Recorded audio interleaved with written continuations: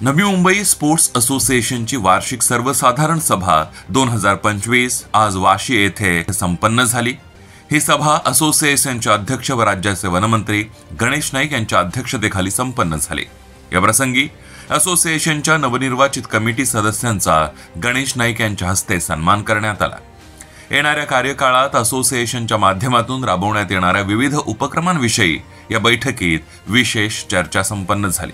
यावेळी असोसिएशनच्या सभासदांकडून कमिटी समोर काही महत्त्वाच्या सूचना व मागण्या मांडण्यात आल्या, ज्याविषयी गणेश नाईक यांच्यासह नवनिर्वाचित कमिटी सदस्यांकडून सभासदांना आश्वासित करण्यात आलं की त्यांच्या सूचनांचा व मागण्यांचा अंतर्भाव केला जाईल आणि येणाऱ्या काळात असोसिएशनच्या माध्यमातून नवनवीन उपक्रमांचा लाभ या सभासदांपर्यंत पोहोचवला जाईल।